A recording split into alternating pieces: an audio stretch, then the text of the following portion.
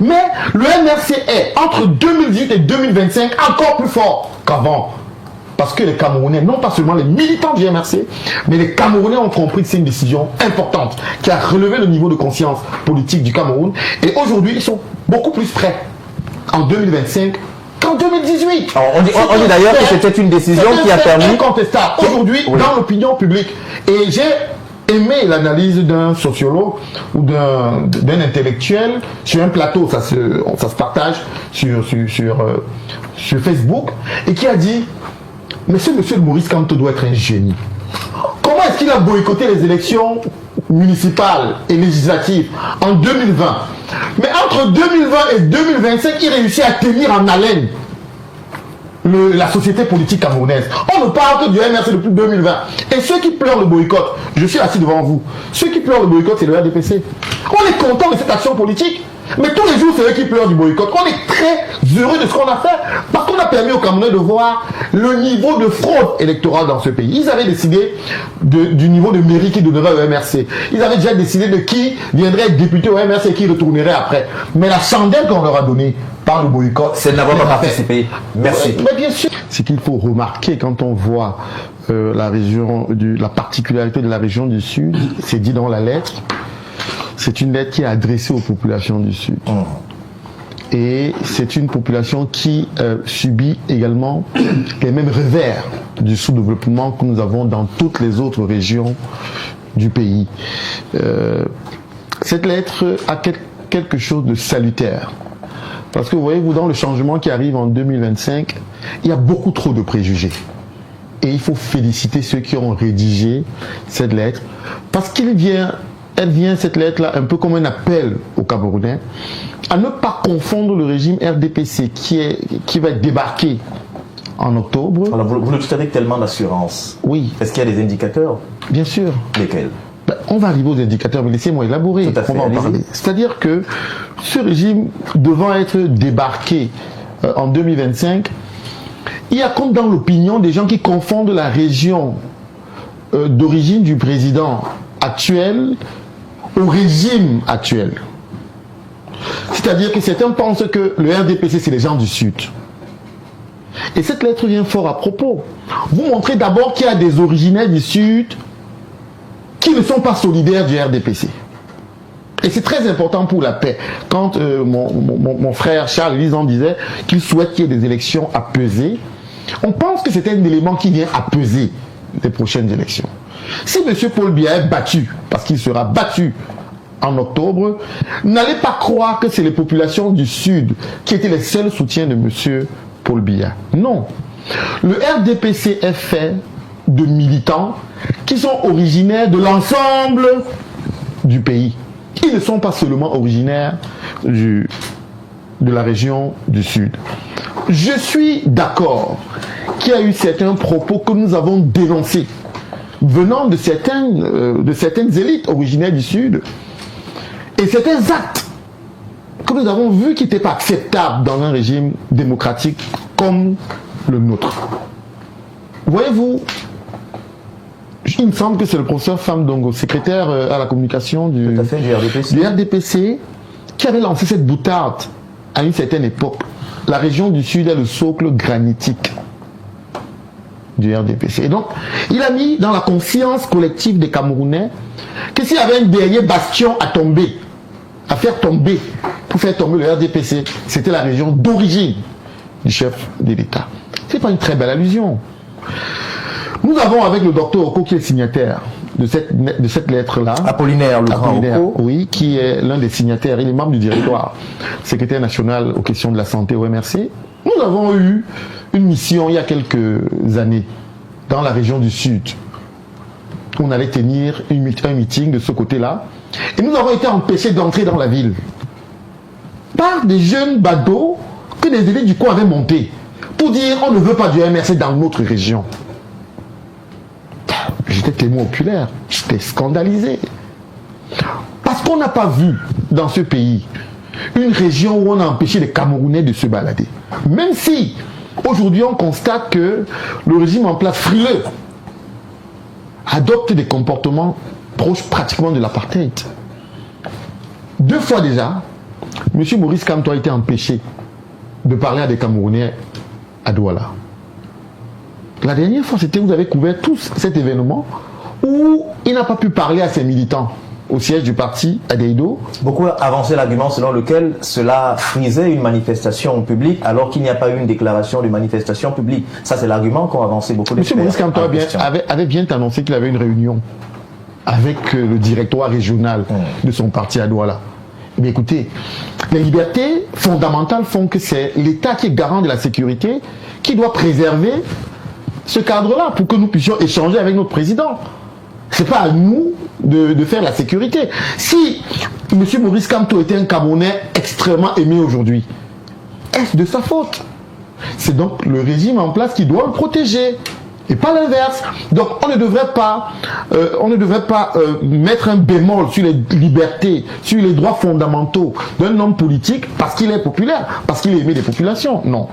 Donc sur la question qui nous concerne aujourd'hui, on va dire que la région du Sud est une région extrêmement pauvre aujourd'hui. Il n'y a pas de route dans la région du Sud. Pas assez, de toutes les manières. Vous allez voir, j'ai vu des images tout à l'heure, vous allez voir qu'il y a des kilomètres et des kilomètres de routes dans le Sud qui ne sont pas faites. Alors ça rappelle un bel ouvrage qui avait été écrit par Dr Charles Ateba Yéyé, voilà. Les paradoxes du pays organisateur. C'est une très belle référence. Ça veut dire que la question que posent aujourd'hui ces signataires-là n'est pas une question nouvelle. Parce que M. Ateba, il disait à son époque, vous faites bien de le rappeler, que vous avez l'impression que M. Paul Biya, étant ressortissant du Sud, le Sud a un avantage par rapport aux autres régions. Mais allez dans le Sud, certaines régions sont mieux loties que la région du Sud. D'où toute l'explication de cette sortie de ce collectif d'enseignants et de chercheurs universitaires qui ont pondu la lettre, et jusqu'à même d'une certaine crédibilité et même d'une légitimité du point de vue intellectuel. J'ai entendu beaucoup d'hommes politiques dire que dans cette lettre-là, tout ce qui est dit n'est pas nouveau. Au moins on est d'accord. C'est-à-dire que le constat qui est fait du niveau de pauperisation, du niveau de délicatesse du développement dans la région du Sud, tout le monde est d'accord là-dessus. Maintenant, la question que l'on se pose, c'est est-ce que les Camerounais qui s'imaginent qu'après M. Paul Biya, on doit abandonner la région du Sud parce que c'est eux qui avaient le pouvoir? Nous, on dit que cette lettre est salvatrice. Elle vient rappeler aux Camerounais que le régime RDPC n'est pas le régime d'une région. C'est un régime dans lequel il y a des ressortissants de toutes les régions et que la région du Sud est autant malade que les autres régions du pays. Et donc, quand la renaissance nationale va arriver, vous avez vu tout à l'heure, je vois bien que c'est un jeu presque permanent du RDPC de mépriser les autres citoyens. On a fait un meeting à Paris à la fin du mois de mai. Et dans ce meeting, les autorités de la ville ont d'ailleurs dit qu'il y avait pratiquement 80 000 personnes. Mais on a vu tous les responsables du RDPC sortir pour dire minimiser cet événement. Non, c'était un signal. La tectonique a continué à Douala. Et aujourd'hui, tout le monde sait que le changement arrive. Et nous devons préserver tout le peuple camerounais. Et qu'il n'y ait pas d'esprit qui pense qu'il faut se venger. Parce que de telles régions ressortait le président actuel. Ces ressortissants de ces régions-là, tout comme dans l'extrême nord, les appels viennent de partout pour le changement de l'extrême nord, au nord de la Damawa, de l'est, partout les appels au changement arrivent. Il n'y a donc pas un peuple qui doit être victime de ce que le régime RDPC a fait au Cameroun. Merci Laurent. On va aborder un peu la question sur un point de vue régionaliste et même du régionalisme politique pour mieux dire. Est-ce qu'il existe des tensions véritables dans la plupart des régions du Cameroun et même des frustrations spécifiques, soit à la région du Sud ou encore à plusieurs régions qui pourraient quand même donner du crédit à ces revendications qui sont faites par ces élites du Sud. Tenez par exemple, il y a une mention que je vais relever ici dans cette note. Nous lançons un appel fraternel à nos frères et sœurs qu'ils s'engagent pleinement des semaines à venir afin de prendre leur destin en main. Nous n'avons pas le choix. Les populations de notre région ne doivent plus avoir pour seul destin la souffrance et le silence, la mort. Merci Xavier Raoul. La question que vous posez est à la limite le train-train quotidien des Camerounais à travers le triangle national. Et qui plus est, cela se présente comme un paradoxe parce qu'il s'agit de la région du Sud. On aurait cru que du fait, n'est-ce pas, du fait l'appartenance du président de la République à la région du Sud, du fait de ce que certains ténors du pouvoir, notamment certains ministres, viennent du Sud. On se rappelle qu'à un moment, par exemple, on disait Zotele SDF, c'est-à-dire que Zotele sécurité, défense, finance. Vous voyez? Oui. Donc, on avait l'impression que le Sud, seul n'est-ce pas, tenait les maillons forts du régime du pouvoir. Sauf que, depuis un certain temps, notamment avec, on l'a dit déjà ici, M. Charles Ateba-Yene, ou Dr Charles Ateba-Yene, on a fait le constat du paradoxe du pays organisateur. Raoul, un exemple, lorsque le gouverneur du Sud doit aller dans un département comme le département de l'océan, il doit quitter le Sud pour le centre pour le littoral pour le Sud.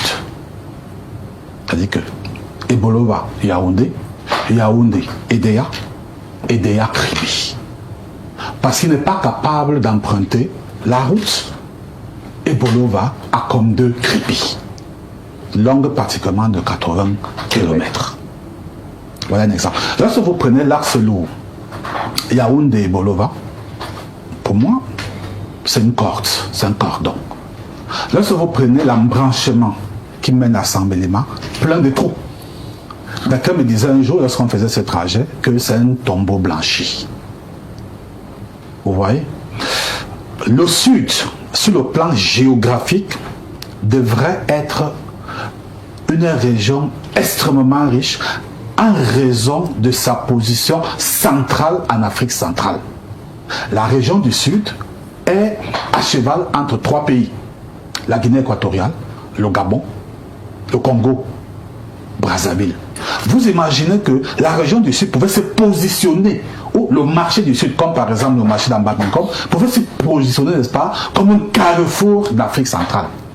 Mais comment comprendre que la région du Sud reste parmi les régions pauvres? Je ne vais pas citer Ateba-Yene. Allons-y. Quelle est la base économique de la région du Sud? Quelle est la base industrielle de la région du Sud? Quelles sont les grandes entreprises qu'on retrouve dans la région du Sud? Prenons le bilan, que on va appeler ça, du comice agro-pastoral aujourd'hui.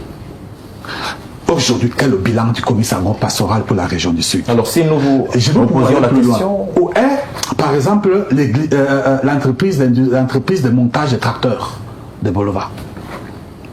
Où est le marché de Bolova? Donc, vous comprenez que dire que les populations de la région du Sud souffrent, ce n'est pas en réalité dire du mal de ces régions. C'est une réalité, c'est une vérité. Sauf qu'on veut nous démontrer le contraire. Il n'avait pas donc tort, n'est-ce pas, de dire que des paradoxes du pays organisateur. Allons-y à Raoul. On a parlé des projets structurants. Bien. Qu'est devenu le barrage de Mendele? Quelle est la quantité de kilowatts qui y sortent? Parlons du projet de la centrale à gaz de Kribi. Quelle est-elle? Quel est son impact sur le réseau interconnecté Sud? Aujourd'hui, moi je pense que de tous les projets structurants, c'est à la limite le projet du port autonome de Kribi qui a la valeur naturelle, la valeur forte des projets structurants dans le Sud. Il va sans dire que donc, la région du Sud peut se soulever. Donc, la sortie des élites du Sud est compréhensible. Deuxième chose, on a rappelé ici, on a dit que le Sud était le sol granitique du RDPC, le socle granitique du RDPC. Je vais emprunter une expression forte au regretté professeur Gabriel Lepp, qui parlait du village électoral. Aujourd'hui, cette sortie fait une démonstration. Le 100% n'est plus sûr dans le Sud. Or, vous savez, les hommes politiques du Sud en général, et ceux du RDPC, ont toujours cette tendance à promettre au président national du RDPC un score de 100%. Soviétique. Mais aujourd'hui, on est sûr d'une chose, c'est qu'il n'y aura pas 100%.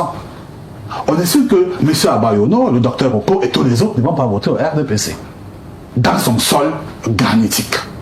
Troisième chose, ça démontre une avancée dans l'opposition. c'est que le MRC, par exemple, c'est tel que M. Zhang et Guy Laurent Kwam disent que ce sont les militants du MRC qui l'ont écrit. Ça signifie que le MRC est en train de faire une démonstration d'un ancrage national, d'un ancrage territorial. C'est-à-dire qu'on ne peut plus dire que le MRC est un parti uniquement de la région du littoral ou de la région de l'Ouest, mais le MRC se retrouve déjà aussi dans la région du Sud. Sur la base de ce qui précède, ce que nous venons de dire, il sera dangereux pour les responsables du RDPC, du parti au pouvoir, de minimiser, d'ignorer ces voix discordantes qui sortent, n'est-ce pas, qui sortent de ce qu'on a appelé le socle granitique.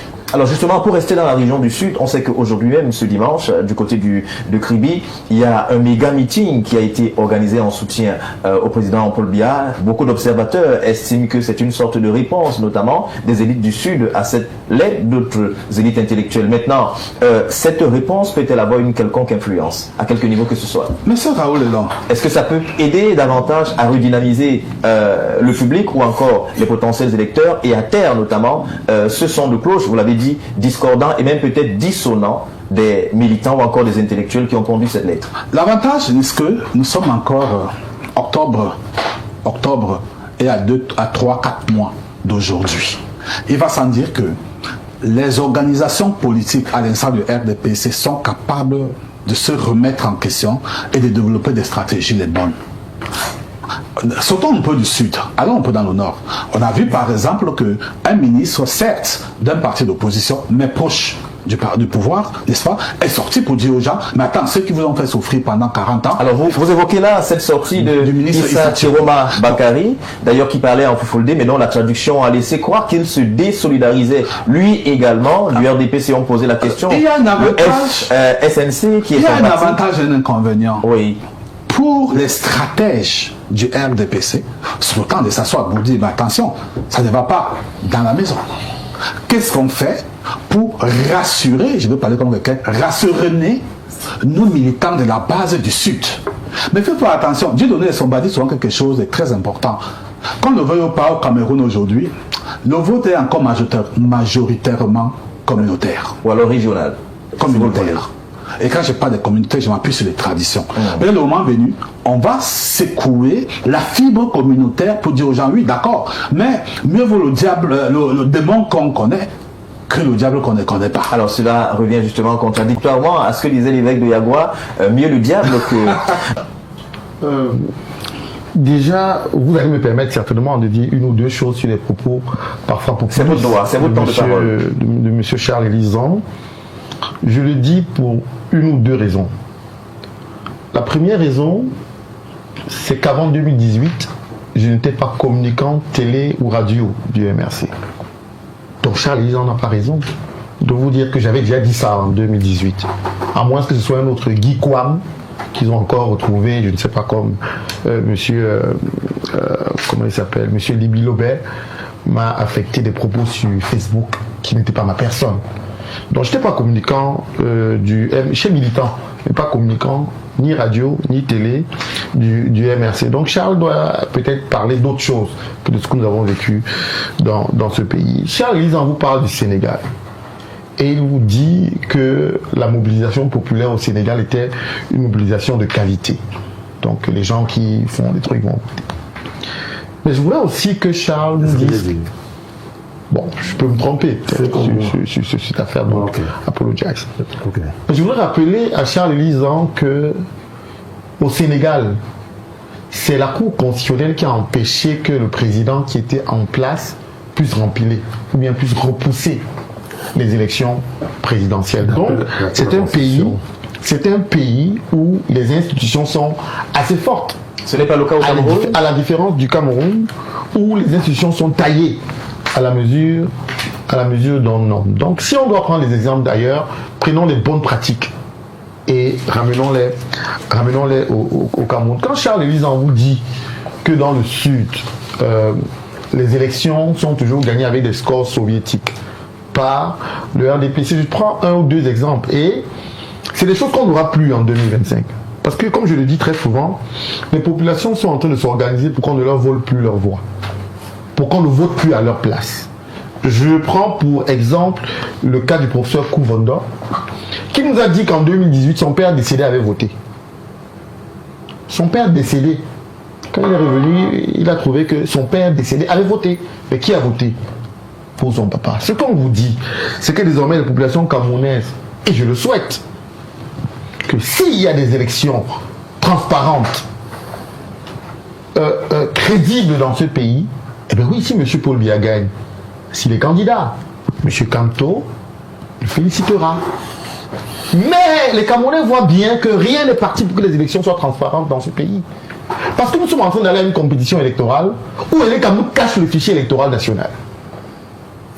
Et si on nous cache le fichier électoral national et qu'on ne le met pas à la disposition du public politique, comme la loi le demande, on va donc sur quelle base à ces élections?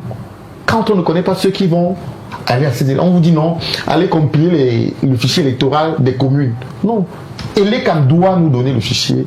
Comme cela se passe d'ailleurs en Côte d'Ivoire, si on prend les bonnes pratiques d'ailleurs. En Côte d'Ivoire, tout le monde a eu le fichier électoral national. Pourquoi est-ce qu'au Cameroun, on ne peut pas l'avoir?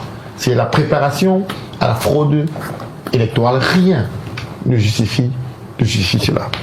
Nous avons toujours, dans la région du Sud, quand j'entends mon frère Arsène nous dire que on peut questionner la légitimité et même peut-être l'opportunité des acteurs qui ont écrit cette lettre du Sud, je tombe des nues. En 2020, M. Apollinaire Oko, parlons de lui, était déjà responsable du MRC. Il a fait presque 1 an en prison. Vous n'êtes pas au courant? Vous questionnez la légitimité d'un pareil acteur parce qu'il a organisé avec le MRC des marches pacifiques. Vous avez l'impression que ce n'est pas un CV politique assez lourd. Donc c'est pour vous dire que c'est des gens qui sont engagés depuis des années auprès des populations du Sud, mais pas que ça, mais également auprès des populations du Cameroun. Quand un acteur pareil vient écrire, vous dites non, mais pourquoi est-ce qu'ils apparaissent maintenant? J'ai entendu même dire, est-ce qu'ils ne sont pas en train de faire un appel au RDPC pour d'éventuelles nominations? J'ai entendu des gens parler du chantage. Parce que justement, lorsqu'on regarde, on observe le landerneau politique, on a vu beaucoup de leaders et même quelques membres des partis politiques qui utilisent un certain nombre d'actions et d'actes pour les positionnements tout simplement. Et on le voit, une fois qu'on a été nommé, qu'on a eu une nomination, on oublie les combats d'hier, ce qui n'enlève justement pas. Oui. Monsieur Elon. Là, on est sorti des élections de 2018. Il y avait des élections législatives et municipales en 2020. Ces mêmes acteurs dont vous parlez là ont organisé un boycott des élections municipales et législatives. C'était un signal fort aux populations camerounaises que ces acteurs ne sont pas en politique pour leurs intérêts privés. Et ça, les Camerounais l'ont compris. C'est eux qui ont organisé le boycott. Ben oui, je parle des acteurs du MRC. C'est eux qui ont boycotté. Oui, le MRC a boycotté les élections de 2020. C'est pas le MRC qui a boycotté. C'est Kanto qui a boycotté les élections. Il y a un gros signal, d'où le départ de plusieurs de vos cadres. Alors, mais justement, Kanto, professeur Maurice Kanto, il est le président du MRC. Il faut donc qu'ils disent que si Paul Biya demande aux Camerounais de ne pas aller voter au municipal, je ne viendrai jamais à la télé, moi, ça, dire que j'ai boycotté. Paul Biya a décidé de boycotter les élections. D'où le départ de certains membres du comité central, du bureau politique. C'est aussi clair que ça. Merci pour la précision. Alors vous allez chuter. Non, je ne chute pas parce qu'il ne peut pas dire quelque chose pareil. Je le laisse et puis il continue. Je l'ai laissé parler. Charles Elisant, nous comptons sur votre élégance. Voilà, votre élégance. Allons-y, Guy Laurent Kwam. Je redis. Oui. Dans le MRC, le parti politique dans lequel je milite, dans lequel M. Zan ne milite pas, je fais partie de ceux qui était pour le boycott en 2020. Alors si je le dis moi-même... En ayant que le dossier. Charles Elisant, vous permettez qu'il continue? Je fais le dossier et puis il dit qu'il voulait boycotter comment? Charles Elisant, allons-y. Guy Laurent Kwam. Je vais toujours expliquer les choses à M. Zan, il ne comprend pas. Pour que vous alliez dire que vous avez boycotté une élection, il faut même que vous ayez fait les dossiers. Monsieur Maurice Kanto, quand il sera calme, on va parler. Non, moi je t'ai pas. Monsieur Maurice Kanto a dit aux journalistes, parce que l'argument que le RDPC sortait, on savait bien comment, on sait comment il fonctionne. C'était, vous voulez parler aux élections parce que vous n'avez pas de candidat. on a demandé à nos militants de faire les dossiers. Les militants ont fait les dossiers. Monsieur Maurice Kamto dit en permanence, ceux qui veulent voir que nous on va être dans toutes les communes là, venez au siège du MRC. On vous donne les dossiers qui étaient préparés. Tous les dossiers, on les a récupérés. C'est à Yaoundé. Le boycott est un moyen d'expression politique. Et par ce moyen d'expression politique, il est même question de demander aux Camerounais de s'inscrire massivement sur les listes électorales. Quand dans une élection, on a 8 millions d'inscrits, 9 millions, 10 millions, si on organise un boycott qui a 500 000 qui partent voter, c'est un vrai message qu'on envoie au système central. Et donc le MRC, la deuxième chose sur cette question, Charles ne le sait peut-être pas, la décision de faire le boycott a été dans une réunion du Conseil national de notre parti. Ce n'est pas donc une décision de Maurice Kamto. Il y a une réunion où on a décidé de me parler. Vous connaissez alors, mais justement, si on interroge les faits, à l'époque, vous savez qu'il y a Michel Doki et autres partis, autres cadres du parti, qui s'étaient insurgés et annonçant sur les plateaux de télévision, même qu'ils ont été tous surpris. Ça veut dire que le professeur Maurice Kamto paraissait, sur ce plan-là, n'avoir contacté ou encore consulté personne, que c'est une décision qui est arrivée comme ça. Monsieur Elan. Oui. C'est un mensonge. Puisqu'il y a une convocation d'un conseil national, et que même parmi beaucoup de militants se demandaient pourquoi le président convoque un conseil national le dernier jour où on dépose les dossiers. Mais il y a une convocation formelle. Et ce conseil national, s'il vous plaît, a été élargi aux responsables départementaux. Alors, là justement, parce que vous parlez de venir de tout. Alors, c'est une relance. C'est une relance que vous allez c'est une relance qui nous permettra d'éclairer la situation en quelques secondes seulement. Vous avez parlé d'une consultation élargie au niveau départemental. Des responsables du parti. On a justement vu dans certaines parties de ce pays les responsables départementaux qui ont exprimé tout leur désarroi et même leur déception. Je ne vais pas citer les noms pour créer des petites difficultés, mais les uns et les autres ont dit on ne gère pas un parti comme ça, nous n'avons pas été informés. Oui. Quand on prend une décision aussi grave, vous avez l'impression que tout le monde peut être d'accord? Quand vous dites que vous avez eu des responsables, citez-nous chez les responsables du MRC. Combien étaient en désaccord? Vous avez listé 2 ou 3 cas. Citez-moi 5 cas. Mais ça existe. Mais je ne veux pas savoir si ça existe. Dites-moi enregistré et citez-moi 5 responsables dans l'échiquier du MRC. Quand on prend une décision... Posez-moi la question après, pardon. Vous devant les responsables. Vous allez réagir. Quand on prend une décision aussi grave, on peut s'attendre à ce que le parti aille en vrille, se désagrège. Tout à fait. Mais le MRC est, entre 2018 et 2025, encore plus fort qu'avant. Parce que les Camerounais, non pas seulement les militants du MRC, mais les Camerounais ont compris que c'est une décision importante qui a relevé le niveau de conscience politique du Cameroun. Et aujourd'hui, ils sont beaucoup plus prêts en 2025 qu'en 2018. Alors, on dit d'ailleurs que c'était une décision qui a permis... incontestable aujourd'hui dans l'opinion publique. Et j'ai aimé l'analyse d'un sociologue ou d'un intellectuel sur un plateau, ça se partage sur Facebook, et qui a dit: monsieur Maurice Kamto doit être un génie. Comment est-ce qu'il a boycotté les élections municipales et législatives en 2020, mais entre 2020 et 2025, il réussit à tenir en haleine la société politique camerounaise. On ne parle que du MRC depuis 2020. Et ceux qui pleurent le boycott, je suis assis devant vous, ceux qui pleurent le boycott, c'est le RDPC. On est content de cette action politique. Mais tous les jours, c'est eux qui pleurent du boycott. On est très heureux de ce qu'on a fait parce qu'on a permis aux Camerounais de voir le niveau de fraude électorale dans ce pays. Ils avaient décidé du niveau de mairie qui donnerait au MRC. Ils avaient déjà décidé de qui viendrait être député au MRC et qui retournerait après. Mais la chandelle qu'on leur a donnée par le boycott, c'est de n'avoir pas participé. Merci. Mais bien sûr. Merci. Non, je n'ai pas terminé. Merci. Non, vous avez 30 secondes. Vous sortez là en 30 secondes, oui.